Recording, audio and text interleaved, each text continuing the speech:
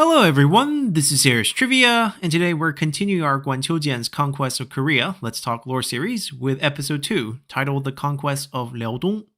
Before we get started, here's the answer to our trivia questions from the end of our last episode, and be sure to stay tuned until the end of this episode for a brand new trivia question. Now last time we ended as Guanqiu Jian was promoted to become the prefect of the You province, general in charge of Lao matters, and the lieutenant of Wuhan affairs in a series of moves orchestrated by Emperor Cao Rui on Guanqiu Jian's own suggestion as they prepare to move against Gongsun Yuan of the Liaodong Commandery. For those who have not watched our previous The Fourth Kingdom of Yan Let's Talk Lore series, it's important to spend a bit of time here to point out the reasons behind Wei's intentions to attack one of their own vassals. First and foremost, Gongsun Yuan, the current administrator of the Liaodong Commandery, and his clan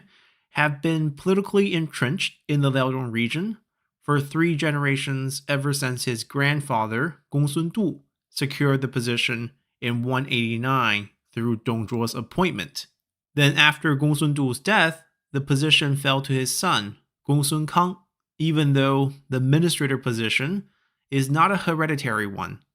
The reason that Gongsun Kang was allowed to continue to administrate over this commandery is largely stemmed from the lack of central government control over this frontier area in light of Cao Cao and Yuan Shao's conflict for the north in the period that stretched from the late 190s to early 200s. Critically, in the aftermath of the Battle of Liucheng in 207, when what remained of Yuan Shang and Yuan Xi's army escaped to take refuge with Gongsun Kang in Liaodong, Gongsun Kang made the astute political decision to side with Cao Cao, as he would execute both Yuan Shang and Yuan Xi and gift their heads to Cao Cao. For this, Cao Cao would award Gongsun Kang with the General of the Left title, our Marquis title, and most importantly, the semi-autonomous rule over the frontier commandery of Liaodong. Now, in Cao Cao's pursuit of unification during his own lifetime, a lot of frontier regions were given this type of semi-autonomous vassal agreement in exchange for loyalty. And the only concession that Gongsun Kang had to make was to send his eldest son in Gongsun Huang as a political hostage to the city of Ye. Now, when Gongsun Kang died of natural causes prior to the founding of Wei, both of his sons in Gongsun Huang and Gongsun Yuan were deemed too young to lead, and therefore Gongsun Kang's younger brother, Gongsun Gong, was selected by the local officials to inherit the position as the new administrator of Liaodong. Then following Cao Pi's usurpation in 221, there was a period of transitional weakness within Wei. So, in order to not create any additional border issues, Emperor Cao Pi decided to accept Gongsun Gong's selection as long as the Liaodong region continued to remain a loyal vassal to Wei. And for many years, Gongsun Gong remained a loyal vassal, mainly because he was a weak ruler with no ambitions and a laundry list of health issues that would eventually render him a eunuch, as his illness resulted in his own castration. Then in 228, as Gongsun Gong's nephew and the second son of Gongsun Kang, the ambitious Gongsun Yuan, came of age, he would seize power in a violent military coup against his weakened uncle, as he claimed to the Wei court that he should have been the rightful administrator of Liaodong and was robbed of his inheritance by his uncle, who was now imprisoned. Now, given that this was during the early days of Cao Rui's reign, and that most of the Wei attention were now fixated on Zhuge Liang and his northern expeditions out west, Cao Rui decided to appease Gongsun Yuan for his continued loyalty, instead of punishing him for his apparent power grab in Liaodong. Despite warnings of future rebellion from Gongsun Yuan's own older brother, Gongsun Huang, who was now a minor official in the Wei court after growing up in Ye as a political hostage.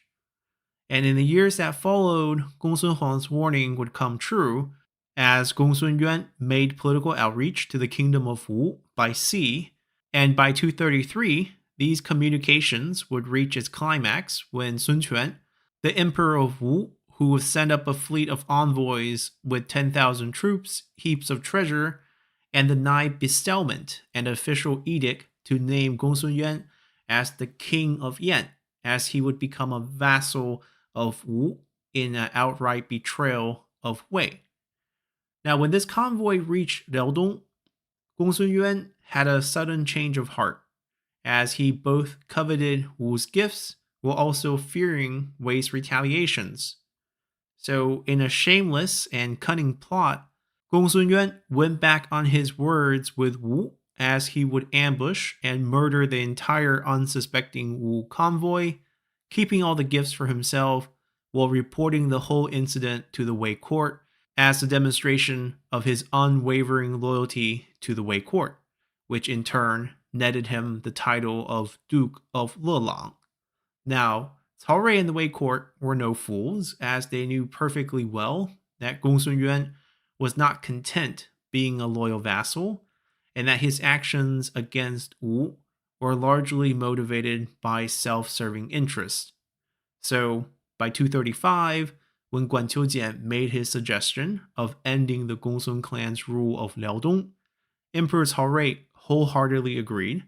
despite some minor concerns from the court, as another one of Cao Rui's former peer tutor in Wei Zhen did voice his objection to the plan, as he feared that given the isolated location of Liaodong and the Gongsun clan's entrenched rule of the region for almost a half century now, military actions against them would be both difficult and costly. But eager to build his own legacy, Cao Rui pushed on in support of Guanqiu Jian's plan, as by late 236, after Guanqiu Jian made a proper assessment of the region, Cao Rui gave the final approvals in regard to taking military actions against Gongsun Yuan. Now, even though Guanqiu Jian had never commanded a large military operation before in his career,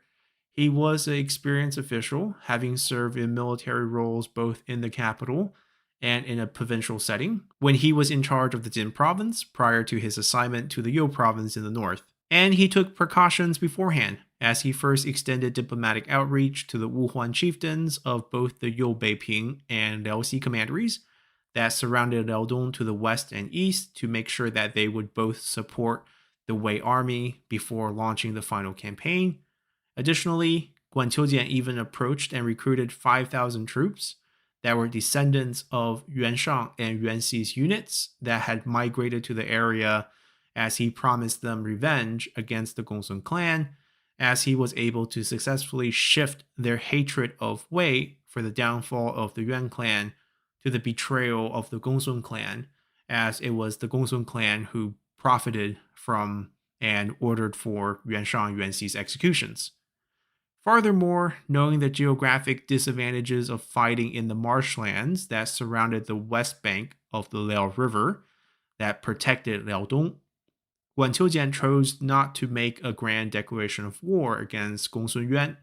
as he hoped to secretly march his troops through the crossing at Liao Sui, where they would lay in ambush as he aimed to leverage his position as the new prefect of the You province, which is technically Gongsun Yuan's direct superior, to summon and trick Gongsun Yuan to leave his capital city of Xiangping with a simple political summon.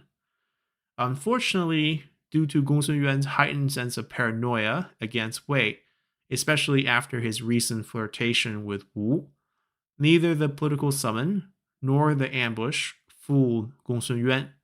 as he promptly scouted out Guanqiu Jian's intent and marched out with his entire army to meet Guanqiu Jian head-on near the Liao River. And thus the two armies would meet out in the open field at Liao Sui, as Gongsun Yuan accused Guanqiu Jian of forging the imperial edict, as he had committed no crimes against Wei. But the fighting soon subsided and stalled out, as particular heavy rains forced both sides to halt their attacks, with some stretches of heavy rainfall continuing for 10 days straight. This poor weather condition, combined with the higher sea levels of this time period, created a difficult situation for Guanqiu Jian, as the Wei supply line to Liaodong relied heavily on a coastal path that would surely run into delays or outright disruptions in light of the recent heavy rainfall, even though, as it stood, Guanqiu Jian still had plenty of supplies on hand. But what was more concerning is that the heavy rainfall has created a rise in the Liao River that was now west of Guanqiu Jian's encampment, as his army had crossed at Liao Sui to do battle with Gongsun Yuan. So every day, as the rain continued, there was a growing threat of flooding from the Liao River that made everyone within the Wei encampment uneasy. Finally, when the Wei court heard these reports from Guanqiu Jian, Emperor Cao Rui made the decisive call to order his former tutor to retreat, as Cao Rui informed Guanqiu Jian to not take any unnecessary risk against the elements. At the same time, Cao Rui, in an effort to weaken Sima Yi's hold out west, ended up ordering Sima Yi and 40,000 of his western garrison forces to march to the Yu province to assist Guanqiu Jian against Gongsun Yuan. And with that, Guanqiu Jian's first attack on Liaodong would end in failure in 237, as the Wei forces would retreat back to wait for Sima Yi's reinforcement, which would arrive in June of the following year. Now, even though historically Guanqiu Jian and the Yu province garrison forces would take part in the second campaign against Gongsun Yuan in 238, historical records mostly only focus on just Sima Yi's command and contributions to this campaign for political reasons, as the Sima clan would eventually usurp and control the court on top of Guanqiu Jian's late life rebellion against the Sima clan. So it's not surprising that his contributions here would get completely removed from all records, even though we know for a fact that he must have contributed, as he would end up being rewarded with a higher tier marquise title that ended up totaling to the tax levied from 3,900 households, which was an impressive amount, given that it would be higher than most of the other Wei princedoms at this time period. Now, for anyone interested in both Gongsun Yuan's side or Sima Yi's side of this particular campaign, please check out our Fourth Kingdom of Yan and the Rise of Sima Yi Let's Talk Lore series, as we have previously covered this campaign in great detail. So, given Guanqiu Jian's absence from the historical records, aside from his final Marquis title reward, we're going to largely skip over the details of this campaign for this series here, and bring an end to our episode. When we return next time, we'll look at the impact of Sima Yi's policies on Liaodong following Gongsun Yuan's defeat, and their impact on both Guanqiu Jian and the Korean kingdoms, as they will become the root cause of Guanqiu Jian's two military campaigns into the Korean peninsula.